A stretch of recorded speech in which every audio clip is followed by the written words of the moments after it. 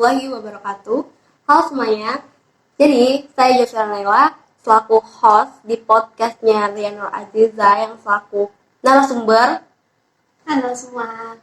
Jadi, saya akan bertanya sedikit mengenai isu yang berkembang di Indonesia seperti pengaruh budaya asing dari luar yang bisa mempengaruhi rasa nasionalisme kita. Oke, lanjut aja pertanyaan pertama. Saya akan bertanya tentang bahasa Inggris.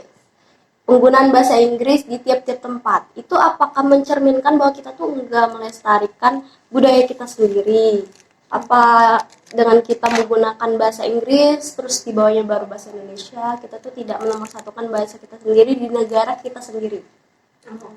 Kalau menurut aku nih ya, itu tuh bukan kita nggak melestarikan bahasa kita sendiri, karena itu lebih ke jadi bahasa kita kedua, bahasa penggunaan kita sehari-hari juga bisa. Karena kan kita dari kecil udah belajar bahasa Inggris dari kayak TK, SD sampai seterusnya kan. Nah itu tuh kita kayak mengalami perkembangan gitu. Jadi bukannya kita nggak melestarikan, tapi lebih ke kita jadi bahasa kedua yang wajib kita kuasai. Sebenarnya juga bisa kalau kita mau menguasai dari lebih 2 atau 3 bahasa, itu malah lebih baik bagi kita juga. Terus karena dengan seiringnya perkembangan zaman kan kita juga mengalami membutuhkan bahasa. Iya, lebih membutuhkan bahasa untuk menandakan negara kita tuh lebih maju, menyetarakan dengan yang lain.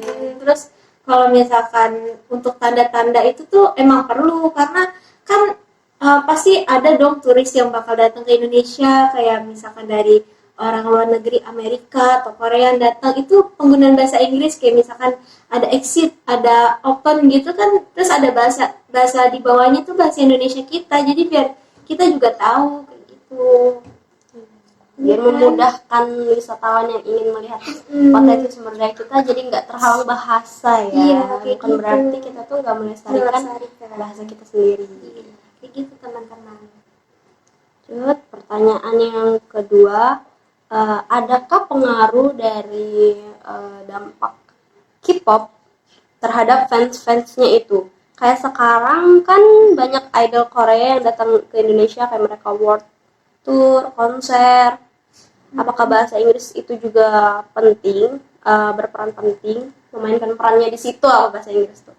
Kalau bahasa Inggris untuk komunikasi dengan sesama itu, apalagi dengan idol, itu penting ya guys. Karena kalau misalkan kita kan nggak mungkin ya tiba-tiba bisa tahu bahasa ibu mereka.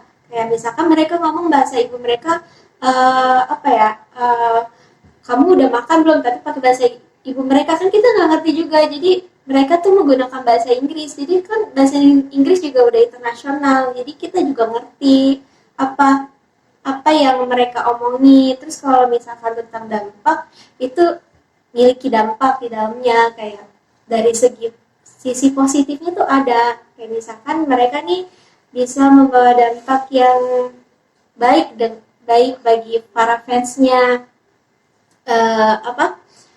Kayak misalkan mereka secara nggak langsung ya bisa juga membantu yang dari fansnya misalkan punya masalah tersendiri kayak depresi atau mentalnya lagi terganggu, itu bisa membantu kalau dengan melihat wajah mereka nih, kok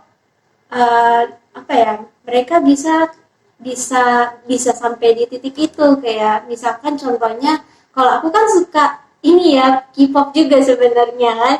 Aku suka sama BTS dulu, tapi sekarang aku juga sampai suka. Tapi karena aku lagi oleng ke NCT, jadi kalau ke BTS masih suka, cuman karena mereka ada di atas saja. Jadi aku suka sama lagu mereka yang Magic Shop. Nah, Magic Shop itu kan kayak mengajarkan kita untuk terus semangat dalam hidup. Kayak misalkan dia tuh punya makna lagu di dalamnya tentang menukarkan kesedihan dengan kebahagiaan yang dimiliki. Kayak mereka membawa kita ke tempat yang lebih lebih baik gitu, kayak ke sisi positifnya. Jangan bersedih terus dalam kehidupan sehari-hari, kamu tuh punya sisi yang baik gitu. punya masa depan. Jadi jangan dipikir-pikir yang sedih-sedih kayak gitu. Banyak juga sebenarnya lagu-lagu K-pop yang ada makna-maknanya di dalamnya. Jadi menurut aku itu membawa dampak yang baik, sisi positifnya. Terus ada juga kalau misalkan sisi negatifnya, kayak K-pop ini kan idol besar ya.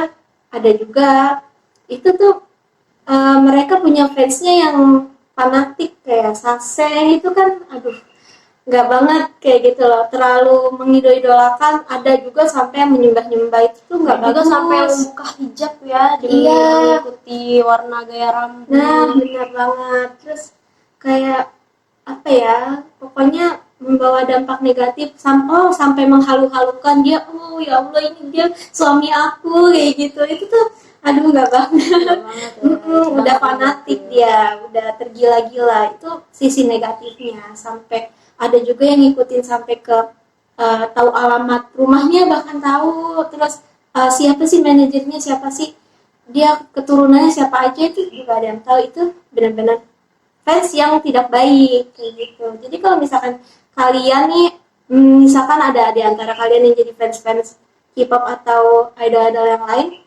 sewajarnya aja sih menurut aku, karena mereka juga punya privasi sendiri gitu.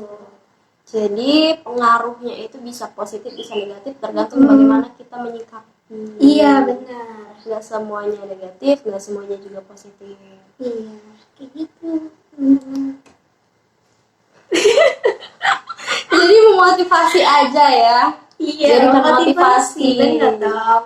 Perjalanan mereka bisa sukses itu bisa jadi motivasi aja. Iya, Budayanya benar. jangan dibawa ke kita ya, jangan melunturkan rasa nasionalisme. Iya, gitu. Mungkin sekian pembahasan dari podcast Ria Nur Aziza ini. Ya, jadi kayak Karena dibuka dengan salam, maka kita tutup dengan salam juga. Wassalamualaikum warahmatullahi wabarakatuh. Bye Terima bye kasih guys. Are you down for this?